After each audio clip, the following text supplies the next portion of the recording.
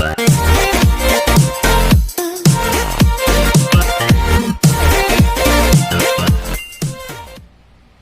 Students, maths by એમકેની lecture સિરીઝમાં આપનું હાર્દિક સ્વાગત છે. તો આજે આપણે આપણો અભ્યાસક્રમ આગળ વધારીએ. તો ફર્સ્ટ ચેપ્ટરમાં વિધેયોનું સંયોજન અને વ્યસ્ત સંપન્ન વિધેય વિશે આપણે આગળ વાત કરીએ. તો એમાં પહેલા આપણે વિધેયોનું સંયોજન વિશે વાત કરીએ.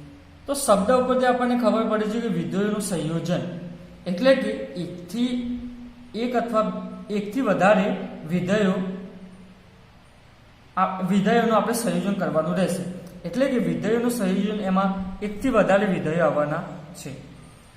તો બે કે બેથી વધારે વિધેયોને આપણે સાથે લખીશું તો જેને આપણે વિધેયોનું સંયોજન કહેવાય છે. અહીંયા વ્યાખ્યામાં તમે જુઓ શું છે. આપણને એક વિધેય આપેલું છે a થી b પરનું, બીજું વિધેય g આપેલું છે b થી c પરનું. બે વિધેયો છે. f અને g ના સંયોજનને GOF એટલે ગોફ દ્વારા દર્શાવાય છે અને તે વિધેય GOF a થી c પરનું હોય છે. એટલે કે અહીંયા આપણે વિધેય છે a થી b છે, g વિધેય છે b થી c છે. તો આપણને જે ગોફ મળશે એ ક્યાંથી ક્યાંનું મળશે? a થી c પરનું. અને ગોફ કોના દ્વારા દર્શાવવામાં આવે? GOF of x બરાબર g of f of x. એટલે કે પહેલા f ફંક્શન આપણે એપ્લાય કરવાનું, એના પછી g ફંક્શન એપ્લાય કરવાનું. બરાબર? તો અહીંયા તમે જોઈ શકો છો કે ગોફ ફંક્શન લાગુ કરવા માટે થોડી શરતો છે. તો ગોફ ફંક્શનમાં પહેલા શું લાગશે? એટલે કે વિધેયમાં પહેલું f વિધેય લાગશે, પછી g વિધેય લાગશે. બરાબર? તો f વિધેય એટલે અહીંયા a થી b પરનું આપણે લખી દીધું. હવે g વિધેય હોય ને એ g વિધેયમાં જે આપણે બીજું વિધેય લઈએ એ b થી c પરનું અહીંયા લીધું છે. કેમ?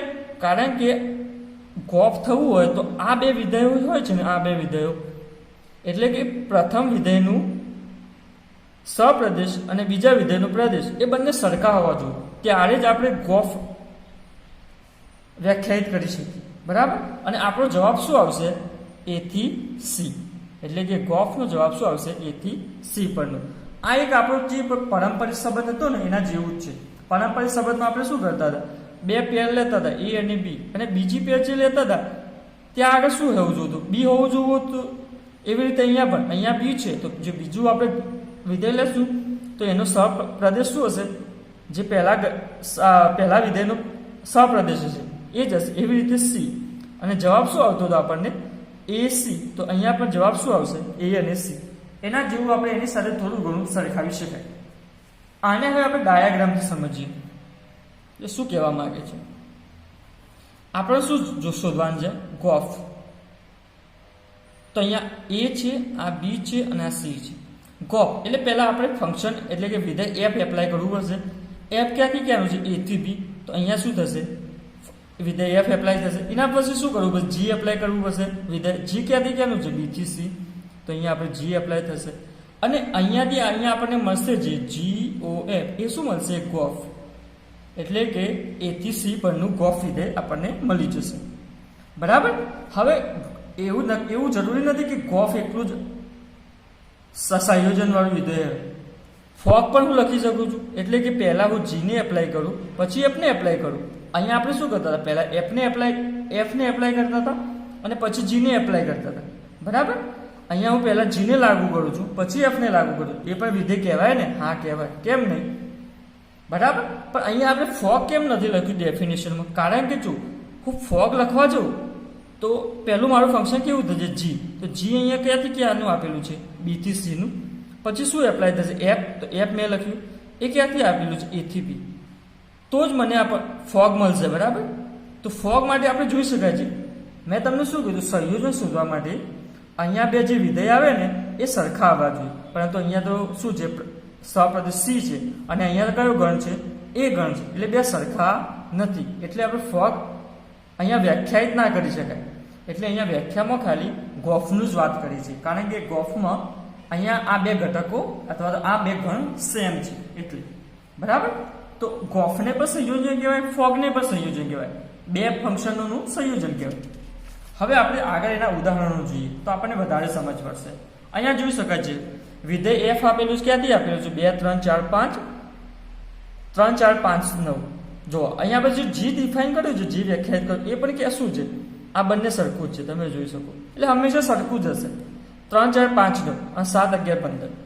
અને અહીંયા આપણને શું આપેલું છે એ આપણે લખી દઈએ.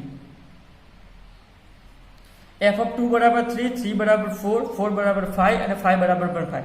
આ વિધેય f આવી રીતે વ્યાખ્યાયિત કર્યું છે અને g આવી રીતે વ્યાખ્યાયિત કર્યું છે. તો ગોફ શોધો. તો આપણે શું શોધવાનું છે? GOF x. બરાબર. તો એના માટે આપણે જે વ્યાખ્યામાં કીધું છે GOF of x, એટલે કે પહેલા આપણે f વિધેય એપ્લાય કરવાનું છે. f વિધેય એપ્લાય કર્યું તો હવે f વિધેય ક્યાંથી ક્યાંનું છે? અહીંયા છે. બરાબર. બરાબર. તો f માં આપણે પહેલો ઘટક અહીંયા 2 લખીએ, x ની જગ્યાએ 2 લખો, f of 2. તો હવે તમે જોઈ શકો છો કે f of 2 ની વેલ્યુ કેટલી છે? અહીંયા આગળ દેખાય છે 3 છે. એટલે હું f of 2 ની જગ્યાએ 3 લખી દઉં. લખી દીધું. હવે શું વધ્યું આપણી પાસે? g of 3. તો g of 3 ની વેલ્યુ શું છે? અહીંયા 7 દેખાય છે. તારે 1 માટે થઈ ગયું. આવી રીતે આવીને આવી રીતે g of f of x બરાબર g of f of x વિધેય f એપ્લાય કરવાનું છે.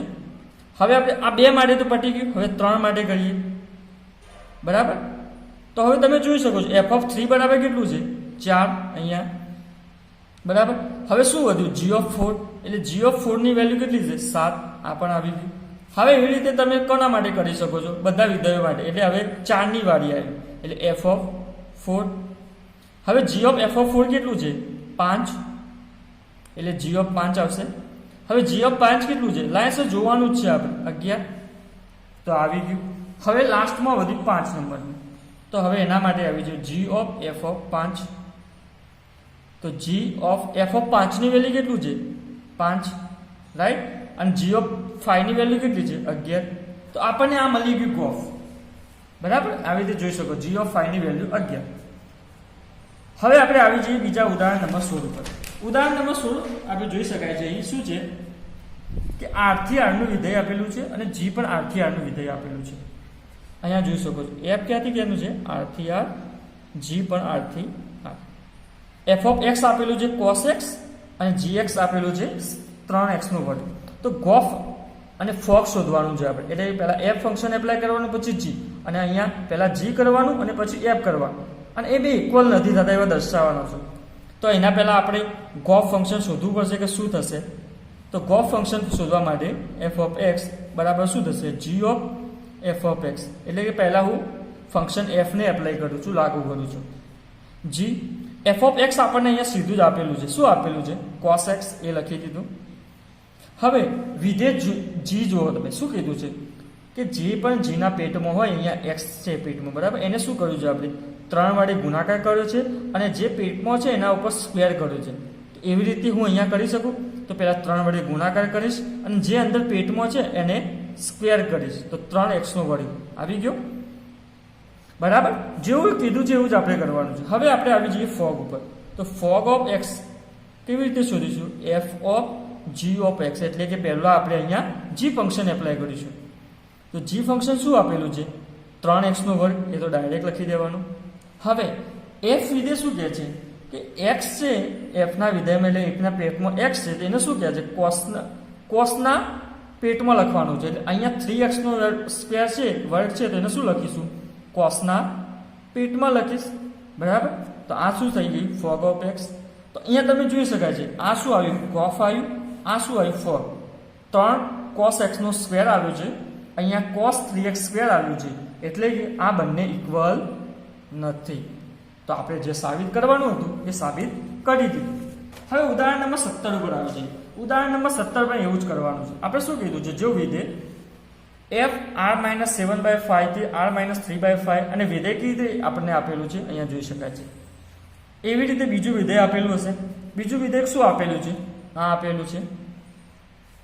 તો સાબિત કરો કે ફોગ બરાબર ia અને ગોફ બરાબર ib થાય છે. તદેવ વિધેય આપણને ખબર છે ia એટલે તદેવ વિધેય. તદેવ વિધેય કોને કહેવાય? f of x બરાબર x મળે. એટલે કે જે અંદર નાખીએ એ જ બહાર મળે. તો અહીંયા આપણે શું કરવાનું છે? ફોગ તદેવ વિધેય છે. એટલે ફોગ ઓફ x બરાબર આપણે શું સાબિત કરીશું? x સાબિત કરીશું. એવી રીતે ગોફ તદેવ વિધેય છે. તો gof બરાબર અંદર આપણે x નાખીશું તો બહાર પણ x આવશે. બસ એવું જ કરવાનું છે. તો આપણે પહેલા ગોફ ઉપર આવી જઈએ. ગોફમાં શું કહે છે? g of f of x એટલે કે g of f of x, તો f ઓફ x ની વેલ્યુ શું છે અહીંયા સીધી જ છે 3x + 4 અને 5x - 7, બરાબર. હવે આટલું આવ્યું, બરાબર આપણી પાસે. હવે આપણે g વિધેય એપ્લાય કરવાનું છે. g વિધેય શું કહે છે અહીંયા શાંતિથી જુઓ. g વિધેય શું કહે, g ના પેટમાં x છે, તો x ને આપણે શું કરવાનું છે, પહેલા તો 7 વડે મલ્ટીપ્લાય કરવાનું છે, એટલે 7 વડે ગુણાકાર કરવાનો છે, પછી એમાં 4 ઉમેરવાના છે, પછી ભાગાકારમાં નીચે 5 વડે મલ્ટીપ્લાય કરવાનું છે આખાને x ને, અને પછી -3 કરવાના છે. તો મેં અહીંયા એ જ કર્યું. જો x ની જગ્યા પર શું છે આપણું 3x + 4, તો એને 7 વડે મલ્ટીપ્લાય કર્યું, +4 કરે, નીચે 5 વડે મલ્ટીપ્લાય કર્યું અને -3 કરે. જેવું આપણે g વિધેય કહે છે એવું કર્યું. આનું તમે સાદું રૂપ આપશો તો 41x/41 આવશે, આ કટ થઈ જશે અને છેલ્લે શું વધશે x. એટલે આપણે શું સાબિત કર્યું અહીંયા જોઈ શકો છો, g of f of x બરાબર x સાબિત થઈ ગયું. જુઓ, એટલે કે જે અંદર નાખ્યું એ જ બહાર આવ્યું, એટલે કે તદે વિધેય સાબિત થઈ. તો આને આપણે IB કહી શકીએ, બરાબર. આ આપણું સાબિત થઈ ગયું. હવે એવી રીતે ફોગ માટે પણ આવીશું. ફોગમાં પહેલા આપણે g ફંક્શન લખી દઈશું. g શું છે આપણું અહીંયા 7x + 4 5x - 3, એ મેં અહીંયા લખી દીધું, અહીંયા લખી દીધું. હવે તમે જુઓ, હવે કઈ વિધેય એપ્લાય કરવાનું છે, f શું કહે છે કે પહેલા જે પણ પેટમાં છે એને 3 વડે ગુણાકાર કરો અને 4 ઉમેરો, પછી ભાગાકારમાં 5 વડે ગુણાકાર કરો અને -7 કરો. તેવું આપણે કરવાનું છે. અહીંયા જુઓ, જે પેટમાં છે એ લખી દીધું મેં, 3 વડે ગુણાકાર કરી દીધો, 4 ઉમેરી દીધા, બરાબર. નીચે આવી ગઈ 5 વડે ગુણાકાર કરી દીધું, -7 કરી દીધા, બરાબર. હવે અહીંયા કરશો તો પણ 41/41x આવશે. જવાબ આપણો શું આવી જશે, x આવી જશે. એટલે કે આપણે ગોફ ઓફ x બરાબર x આવી ગયું, એટલે કે આ તદે વિધેય થઈ જશે. તો આમ આપણે સાબિત કરી દીધું કે ગોફ ઓફ x બરાબર x અને ફોગ ઓફ x બરાબર x સાબિત કરી દીધું, બરાબર. આ IB શું છે, IB એ તદે વિધેય જ છે. શાનું, b. અહીંયા b બરાબર શું આપેલું છે ખબર છે, અહીંયા b બરાબર આપેલું છે IB, એટલે કે તદે વિધેય b નું, b એટલે કે r - 7/5, એ આપણને રકમમાં આપેલું છે, બરાબર. અને a બરાબર એટલે r - 3/5, એટલે કે બધી વેલ્યુ આવી જ આવશે. x મૂકશું તો x જ બહાર નીકળશે. હવે આપણે આવી જઈએ ઉદાહરણ નંબર 18 ઉપર. શું કહે છે, આ એક રિઝલ્ટના તોર ઉપર આપણે યાદ રાખવું પડશે. શું કહે છે, f વિધેય આપેલું છે a થી b અને g વિધેય આપેલું છે b થી c. એક હોય તો ગોફ પણ એક થાય, એટલે કે f અને g શું આપેલા છે, એક આપેલા છે. તો આપણે સાબિત કરવાનું છે કે ગોફ છે એ a થી c જ આવશે. આપણને ખબર છે f અને g છે, અહીંયા a થી b છે અને b થી c છે. તો ગોફ આપણને આવશે જે પણ એ શું આવશે, a થી c જ આવશે. તો આ શું થાય છે, એક થાય છે એવું સાબિત કરવાનું છે. તો આપણને ખબર છે આગળ એક વિધેય માટે આપણે શું કરતા હતા કે x1 x2 માટે લેતા હતા, એટલે કે આપણે આગળ કરતા હતા f ઓફ x1 બરાબર f ઓફ x2 લેતા હતા અને સાબિત કરીને x1 બરાબર x2 લાવી દેતા હતા. તો આને એક વિધેય થઈ જતું હતું. એવું જ અહીંયા જ કરવાનું છે. કોને કરવાનું છે, આપણે ગોફ ઓફ ને એક વિધેય બતાવવાનું છે. તો એના માટે કરીએ, ચલો. તો g of f of x1 લઈ લઉં, અહીંયા બાજુમાં g of f of x2 લઈ લઉં. અહીંયા શું કઈ રીતે લાગશે, g ઓફ પહેલા ફંક્શન f લાગશે, અહીંયા પણ પહેલા વિધેય કયું લાગશે, f લાગશે. તો આપણને ખબર છે f ઓફ x1 શું છે, અહીંયા f વિધેય અહીંયા આપેલું છે, f શું છે, એક છે, બરાબર. f અને g બંને એક છે, તો f એક છે, તો એક હોય તો f ઓફ x1 ની વેલ્યુ શું આવશે, x1 જ આવશે. કારણ કે આપણને ખબર છે જો એક હશે તો x1 જ એની વેલ્યુ આપશે. એવી રીતે f ઓફ x2 ની વેલ્યુ શું આવશે, x2 આવશે. હવે શું આવ્યું, g of x1 g of x2. હવે આપણને ખબર છે કે g પણ એક વિધેય છે, તો આ પણ શું બહાર વેલ્યુ નાખશે, x1 બરાબર x2. તો આપણું આવી ગયું આખું વિધેય હતું અને છેલ્લે આપણે શું સાબિત કર્યું, x1 બરાબર x2. તો આ એક વિધેય થઈ જશે. એવી રીતે આપણે યાદ રાખવાનું છે રિઝલ્ટ. જો f અને g બંને એક હોય તો ગોફ એક થાય, બરાબર. હવે એવી રીતે 1900 દાખલા ઉપર આવી જઈએ.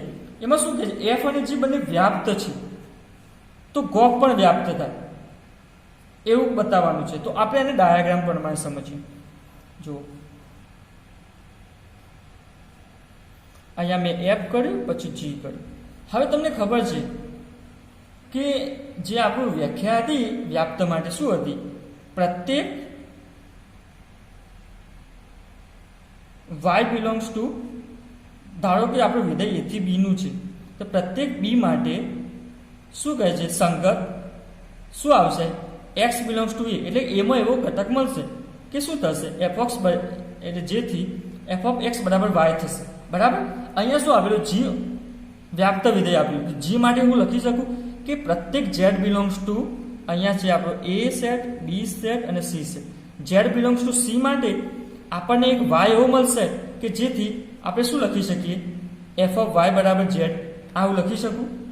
બીજી રીતે હવે અહીંયા આવી જાઓ, આ g નું પૂરું થઈ ગયું. હવે f પણ શું છે, વ્યાપ્ત વિધેય છે, તો f માટે કયું વ્યાખ્યા આવશે, પ્રત્યેક y માટે x બિલોંગ્સ ટુ a લખી શકું. એવો મળશે કે f(x) બરાબર શું થશે, y થશે. બરાબર. હવે આપણે સાબિત શું કરવાનું છે, ગોફ શું છે, વ્યાપ્ત છે, તો આપણે લખી દઈએ x, g of f(x) લખી દીધું. f(x) શું છે, અહીંયા જોઈ શકો છો y છે, એટલે g of y આવશે. અહીંયા વિધેય શું છે, y છે, તો મારે અહીંયા g y લખવું પડશે. બરાબર. g ફંક્શન છે, મેં f લખ્યું હતું. હવે તમને ખબર છે g of y શું આવશે, z. એનો મતલબ શું થઈ ગયો કે અહીંયા પ્રત્યેક z બિલોંગ્સ ટુ, અહીંયા ગોફ વિધેય ક્યાંથી ક્યાંનું આવશે, અહીંયાથી અહીંયાનું આવશે c માટે. એટલે પ્રત્યેક z માટે આપણને x બિલોંગ્સ ટુ a એવું મળશે કે ગોફ ઓફ x બરાબર z થાય, એટલે કે ગોફ વિધેય વ્યાપ્ત વિધેય થશે. બરાબર. આ સાબિત કર્યું. આ તમે યાદ રાખવાનું છે કે f અને g બંને 1 1 હોય, એટલે કે એક એક હોય અથવા તો વ્યાપ્ત હોય, તો ગોફ એક એક અને વ્યાપ્ત થઈ જશે. બરાબર. એ આપણે છેલ્લે હું બધું લખાવી દઈશ તમને. હવે ઉદાહરણ નંબર 20 ઉપર આવી જઈએ. એવા બે વિધેયો f અને g નો વિચાર કરો કે જેથી ગોફ વ્યાખ્યાયિત હોય અને એક એક હોય, તો શું f અને g બંને એક એક હોય તે જરૂરી છે? અહીંયા આપણે જે આગળનો દાખલો લખ્યો ને એનું થોડું ઉલટું જ છે. જો અહીંયા શું કહે છે, f અને g એક એક હોય તો ગોફ એક એક થાય. આ કમ્પલસરી થાય, આ થાય જ, સનાતન સત્ય છે. પરંતુ અહીંયા શું કહે છે, ગોફ ઊંધું કહે છે, એટલે કે ગોફ એક એક હોય તો f અને g એક એક થાય, એવું કહી શકીએ? જવાબ છે ના. તો એના માટે આપણે વિચાર કરીએ. જુઓ, f મેં આવી રીતે લખ્યો છે 1 2 3 4 અને 1 2 3 4 5 6. f કઈ રીતે ડિફાઇન કર્યો છે, f(x) બરાબર x. g મને આ રીતે લખ્યો છે અને એને ડિફાઇન કર્યો છે g of x બરાબર x. બરાબર. તો આને હું આવી રીતે દોરી જ લઉં. ચલો, 1 2 3 4, 1 2 3 4 5 6, 1 2 3 4 5 6, રાઈટ. a b અને આ c. અહીંયા શું લાગશે, f લાગશે અને અહીંયા શું લાગશે, g લાગશે. તો f વિધેય પહેલા શું કહે છે, f(x) બરાબર x, એટલે અંદર જે નાખશો એ બહાર નીકળશે. એટલે 1 નાખી તો 1, 2 નાખી તો 2, 3 નાખી તો 3, 4 નાખી તો 4. હવે g ફંક્શન શું કહે છે, g વિધેય એ પણ શું કહે, g of x બરાબર x, પણ ક્યાં સુધી, x ની વેલ્યુ 1 2 3 4 હોય ત્યાં સુધી. એટલે કે 1 નાખશું તો 1, 2 નાખશું તો 2, 3 નાખશું તો 3, 4 નાખશું તો 4. અને 5 માટે શું કહે છે, g of 5 અને g of 6 માટે એક જ વેલ્યુ મળે છે. શું મળે, 5 મળે છે. એટલે કે આમ મળે છે. બરાબર. હવે તમે અહીંયા જોઈ શકો છો એક એક વિધેય માટે, અને અહીંયા શું મળશે, ગોફ મળશે. ગોફ શું છે, એક એક વિધેય છે. બરાબર. ગોફ એક એક વિધેય છે આપેલું છે, તો f અને g બંને એક એક થશે એ જોવાનું છે. અહીંયા તમે જોઈ શકો છો f માટે શું છે, એક એક વિધેય માટે શું હોવું જોઈએ, ગ્રેટર દેન ના થવું જોઈએ. એટલે કે f તો એક એક થાય છે, એટલે કે f તો એક એક થાય છે. બરાબર. કારણ કે અહીંયા ક્યાંય ગ્રેટર દેન નથી. આ ફંક્શન આપણો વિધેય શું છે, f. હવે g ની વાત કરીએ તો g માં તમે જોઈ શકો છો અહીંયા ગ્રેટર દેન બને છે, એટલે કે g એક એક થતું નથી. એટલે કે અહીંયા આપણે એવું તારણ કાઢી શકીએ, જો ગોફ એક એક હોય તો f એક એક થાય જ. g એક એક થાય યા ના થાય એની કોઈ શરત નથી, થાય ખરું અને ના પણ થાય, પરંતુ f તો એક એક થશે જ. એટલે અહીંયા આપણે રિઝલ્ટ લખી શકીએ કે જો ગોફ એક એક હોય તો f એક એક થાય. આ મસ્ટ થાય, કમ્પલસરી થાય, આ સનાતન સત્ય છે. એટલે f આપણે યાદ રાખવાનું, એક એક માટે શું થશે, f શું છે, અંદરનું વિધેય. જો ગોફ એક એક હોય તો અંદરનું વિધેય જે હોય ને f એ એક એક થાય. એવી રીતે યાદ રાખીશું. હવે 21મા દાખલા ઉપર તમે આવી જશો તો 21મો દાખલો કંઈક એવું જ કહે છે. શું કહે છે, ગોફ વ્યાપ્ત હોય તો f અને g વ્યાપ્ત હોય તે જરૂરી છે એનું ઉલટું જ છે. અહીંયા આગળ આપણે એક એક જોયું હતું, અહીંયા વ્યાપ્ત માટે જોઈએ. તો વ્યાપ્ત માટે પણ તમે અહીંયા જોઈ શકો છો, મેં દોરી લીધું 1 2 3 4 1 2 3 4 1 2 3. આ એ સેટ છે, આ બી અને આ સી. શું કહે છે? એફ વિધેય કઈ રીતે છે? 1 નું 1, 2 નું 2, 3 નું 3, 4 નું પણ 3. બરાબર. પછી 1 નું 1, જી વિધેય શું કહે છે? 1 નું 1, અહીંયા એફ વિધેય આવશે, અહીંયા જી વિધેય આવશે. 2 નું 2, 3 નું 3 અને 4 નું પણ 3. અહીંયા તમે જોઈ શકો છો વ્યાપ્ત વિધેય માટે શું હોવું જોઈએ કે જે કોડોમેન હોય ને એમાં કોઈ બાકી ના રહેવું જોઈએ. તો અહીંયા તમે જુઓ જી વિધેય છે એનું જે કોડોમેન એટલે કે સહપ્રદેશ કહેવાય એમાં કંઈ બાકી રહે છે? નથી રહેતું. એટલે કે જી તો વ્યાપ્ત થશે. આ સનાતન સત્ય છે. હવે અહીંયા એફનો તમે જુઓ, એફ વિધેય છે તો અહીંયા અહીંયા આ 4 બાકી રહી જાય છે. જુઓ એફ વિધેય આટલું જ વિચારવાનું, આપણે આટલું વિચારીએ તો 4 બાકી રહી જાય છે. એટલે કે એફ વિધેય વ્યાપ્ત થતું નથી. રાઈટ. એટલે કે આપણે આમ કહી શકીએ કે ગોપ જો વ્યાપ્ત હોય તો જી વ્યાપ્ત હશે જ, કમ્પલસરી હશે. અહીંયા લખી શકો છો કમ્પલસરી. એફ વ્યાપ્ત હોય યા ના હોય, બની શકે છે. એફ હોય પણ અને ના પણ. બરાબર. હવે એના પરથી મેં થોડા રિઝલ્ટ આવ્યા છે, એ તમે જોઈ શકો છો. અહીંયા આ રિઝલ્ટ તમારે લખી લેવા જેથી તમને સારી રીતે ખબર પડે. અને આ રિઝલ્ટનો ઉપયોગ વધારે પડતો ઓપ્શનમાં કરવામાં આવશે. તો શું કહે છે પહેલું વિધેય? તો એક્ઝામ્પલ નંબર આપણું જે ઉદાહરણ નંબર 18 હતું તે જ છે. વિધેય એફ અને જી એક એક હોય, એટલે કે એફ અને જી બંને એક એક હોય તો ગોફ એક એક થાય. બરાબર. અહીંયા શું લખ્યું છે? ગોફ એક એક થાય. તો તમે પૂછી શકો છો કે ફોગ માટે શું? તો ફોગ પણ એક એક થાય, પણ અહીંયા જે કન્ડિશન હોય છે એફ અને જીની, એટલે કે ફોગ જો ડિફાઇન થતું હોય ને, ડિફાઇન એટલે કે વ્યાખ્યાયિત થતું હોય તો ફોગ પણ એક એક થાય. પરંતુ ફોગ જો ડિફાઇન ના થતું હોય તો એક એક ના થાય. તમને ખબર છે કે ડિફાઇન થવા માટે શું કન્ડિશન હોય છે? એફ અને જી હોય, એ થી બી હોય અને બી થી સી હોય. તો અહીંયા આ બે સરખું હોવું જોઈએ. આ બે સરખું ના હોય તો એ વ્યાખ્યાયિત થતા નથી. બરાબર.